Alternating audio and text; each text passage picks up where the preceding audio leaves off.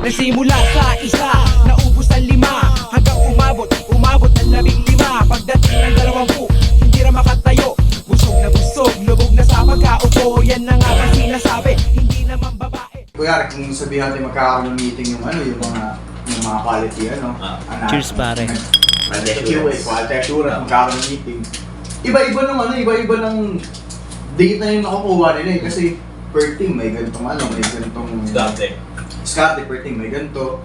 May mga support na ganito yung sinasabi, may support ng mga ganito sa parang yung pasok nung tawag dito, yung pasok ng process na Okay. ng isang support, sa ganitong support, magkaiba. Hindi ako galit. So hindi ko alam kung napapansin siya mismo ng kumpanya or yung may hawak ng account. Pero sabihin natin yung mga kliyente pag ibang bansa. may samurai ako. Nakikita ba nila yun? Hindi naman kasi sobrang dami ng yung empleyado eh. Hindi mo na may isa-isa yun eh. Tunga nga pa. So babase ka na lang doon sa report ng quality assurance niya. May bumili na ba ng alak? Tapos yun, doon kaya magugulat ka na lang, may mga announcement sila na ganito ganyan, mag-i-implement na strict compliance na dapat na ito yung mga sinusunod. Iba yung galawan. Ito na yung galawan. Parang biglang umiipit tuloy yung kumpanya sa pinagagawa nyo. Dami nagkaka-red flag. Ba't walang sisibak pag nalaman nung nasa taas? Ayun nga yung Standard na ito mga pinagtuturo nyo. Sabihin natin na nagkakaroon sila ng na naka-coaching sila na bakit ganito, bakit ganyan yung nangyari, sino nagturo sa'yo. Parang lumalabas kasi, yung ahente na sisisi. Sa ahente bumabagsak yung So yun, yung since tropa-tropa sila, I love you pa rin. pinapalagpas na lang. Bakit hindi na lang bigyan ng ng sanction yung nagturo. So hindi talaga calibrated. Kahit doon sa company nyo lang, gano'n? Sa ngayon, sa company namin sasabihin ko, walang problema. Wala gano'n. Culture yun ng company. Culture talaga. Actually, agree ako kay Richie, no? Kasi nag-start yung Excuse me lang pare pagbagsak ng mga ahente sa mali rin yung process na binigay. And na-experience naman namin yan. Ako, na-experience ko na yan before, no? Pero ang maganda kasi sa company namin yan is mabilis nilang nare-resolution yung ganun eh. Mabilis niya sa action plan. So, pag may problema, Sama pre. report. Bili tayo yelo. Lahat. Coaching, pasok doon. Kasi ang main na trabaho ko is call auditor na SME rin. So, marami ako na-encounter na nag-explore ko ako or nagsusupport ng mga agent.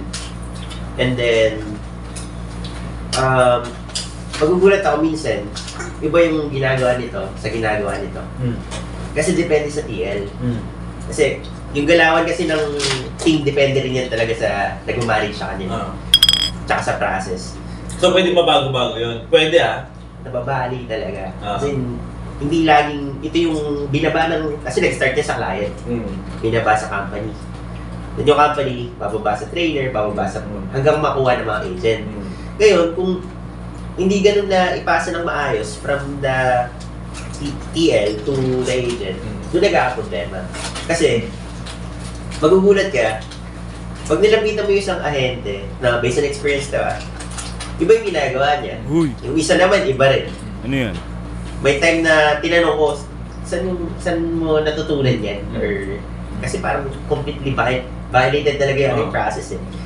Siyempre, hindi mo rin matanggap kasi parang, alam mo yun, trabaho mo mag-support. And then, parang... Yung trabaho mo? Yun yung trabaho. And then, ayun, I talk. Ako mismo na ipag-usap dun sa team leader kung saan nila nakuha yung ganyan.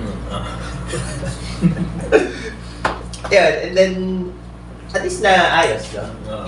We have come to a conclusion na... Buti hindi ka na pupolitika doon? Hindi, okay lang. Kahit nakapokus na ako sa sarili ko dun eh. Parang, yun yung pinagkaiba din namin ni Richie, I think.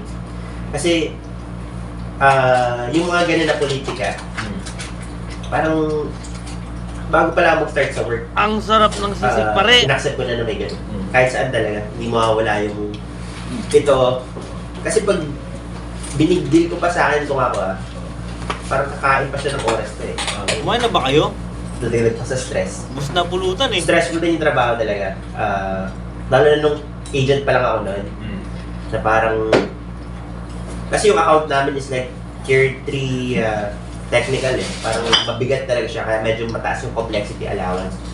And kapag mas mabigat yung situation like sobrang daming call, nadadagdagan yung stress eh. So, focus ka na lang rin talaga kasi yung inisip mo pa yung ibang tao.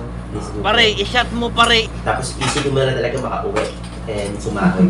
yun yung the best pang ano. First hour na siya. Pwede niyo pa I think tatanong mo na next ano yung mga pang ano mo na stress level. Ano yan? So yun lang, para sa akin, tapos ka na ba Chi? Dun sa ano mo?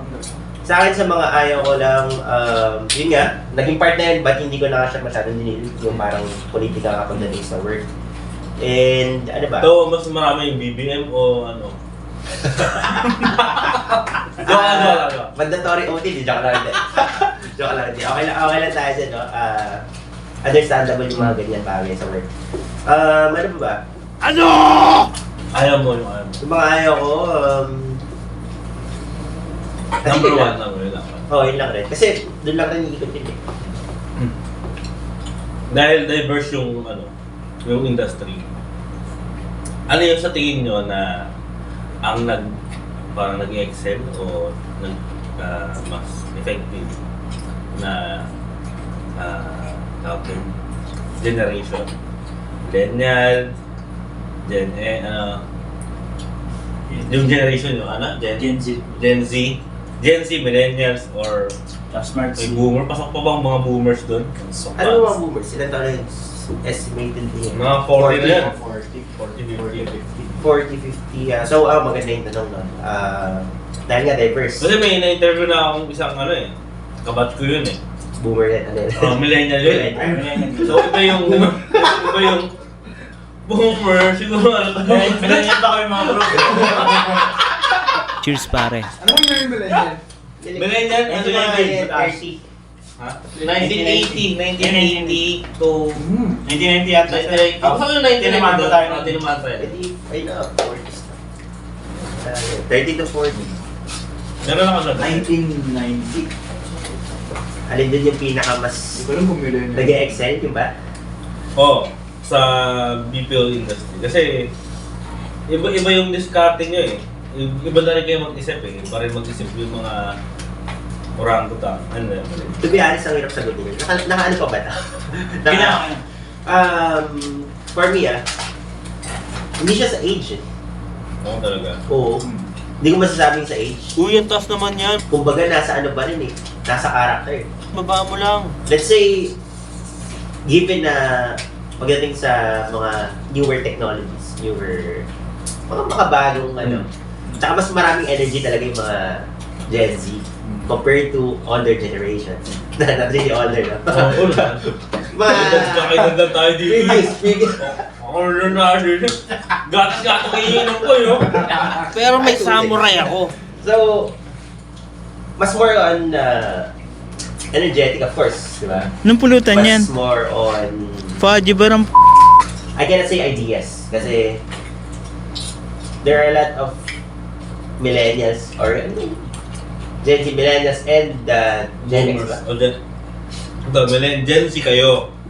Millennials kami. Yeah, Gen X, yun yung hinahanap ko. Gen X. Kasi Gen may, X. I have, Bago boomers. I have a friend Boomers na, wala lang, retired na to eh. may kakalala ko sobrang galing talaga na, actually ano na siya, 18 years or 19 years na siya sa company. Sobrang galing niya, like, sobrang discipline. Oo.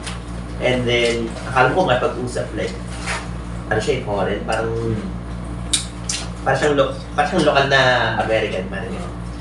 So, hindi ko masasabi na Gen X mas to. nag-excel in terms of generation. Oo. It's more on the character pa rin ng each individual. Kasi may mga Gen Z rin naman na sobrang ang bibilis, like, magna-navigate ng tools, ang bilis matuto, mabilis maka-pick up ng process. But hindi nalilimit sa Gen Z lang kasi may mga millennials na ganun rin. And kung mag-gather ng data, I think hindi ko mabibigay kung alin doon yung pinaka sino doon or alin doon yung magaling talaga or mag-excel. Kasi let's say kung yung mga Gen Z nagagawa nila to, yung mga ibang ka-team na magagaling rin, nagagawa nila. Or mas yung mga millennials ko naka-team, or nasa ibang team na Gen X, nagagawa rin nila yun eh. So parang, in short, wala siya sa generation. Nasa generation. Yan yung masasabi ko dyan.